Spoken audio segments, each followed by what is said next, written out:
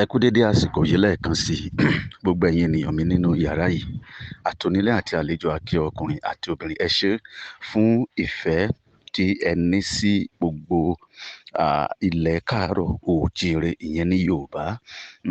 Ọlọ́run á dẹ̀ wà pẹ̀lú wa. Orúkọ mi ni Bàbá Àkókò. Mo ń fi tayọ̀tayọ̀ láti sọ fún yín wípé olóyè Sunday Igboho tí wọ́n mú nílùú Benin Republic ó ti kúrò nílùú Benin báyìí, ó ti fly. Ó ti fly. Mo sọ fún yín pé Benin yàtọ̀ sí Nàìjíríà. Nàìjíríà Benin ò corrupt bí Nàìjíríà ṣe corrupt. So wọ́n ti send letter wá láti Britain so pé kán send ẹ̀. So olóyè ti kúrò ní Nàìjíríà, ó dẹ̀ ti kúrò ní Benin, ó ti wà nínú plane. Ẹ ṣeun. So ká máa yọ̀ ni, ẹ má worry, ìjà ṣẹ̀ bẹ̀rẹ̀ ni. Yorùbá nation now. Mo fẹ́ fi dá yín lójú, orúkọ mi ni Sheikh Abdulrahim Aduanigba, Chief Imam Yorùbá of Ìlọrin, Yorùbá land ní Nàìjíríà. Chief Sunday Igboho tí wọ́n ń dúnkòkò mọ́ nílùú Benin Republic. So a ti gbọ́ information nísìnyí pé àwọn Benin Republic ti dálẹ̀, ó sì ti wọ plane báyìí, ti ń lọ sí Germany. Ó ti kú omi báyìí, wọ́n ti fi ilẹ̀ báyìí, ọkàn wa ti balẹ̀. Òkè bá forward message sí gbogbo àgbáyé o. So Ọlọ́run ti bá wa ṣẹ́gun àwọn ọ̀tá jagun, àwọn ìrìn Nàìjíríà mùjẹ̀mùjẹ̀ eléré burúkú. Ọlọ́run ti bá wa ṣẹ́gun wọn. Àrá ní ọ̀pá gbogbo wọn bí tán bá wà l'Àbújá. Mo kí gbogbo ilé o. Odò àgbèwà Ọ̀yọ́ ni mí, Ọ̀yọ́ nìran mi. Ìgbòho ní sọ fún yín pé kò séwu lẹ́kọ̀ọ́ àfi gìrì àparò.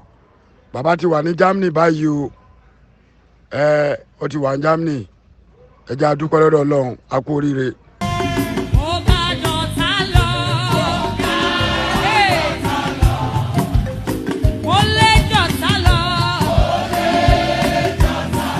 Ẹ̀rù kò bà mí torí mo ní Jésù o. Àyà kò fò mí torí mo ní Jésù sẹ́ o. A ní mo ga jọ̀tá lọ. Mo lè jọ̀tá lọ o. Ẹ̀rù kò bà mí torí mo ní Jésù sẹ́. Àyà kòkò mi torí mo ní Jésù o.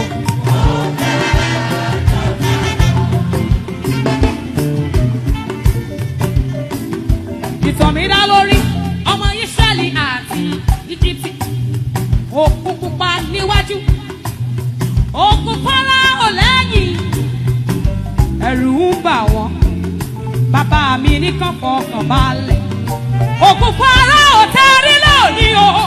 Ọ̀rọ̀ ìtàn ni bó bá dọ̀la. Bàbá mi náwó, òkùnkùn pápínyà sí méjì. Ọmọ Ísírẹ́lì rìn lórí iyanrìn.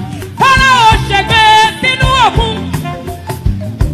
Èyí jáde pé àpọ́njú l'Olúwa kì í jogún òfo.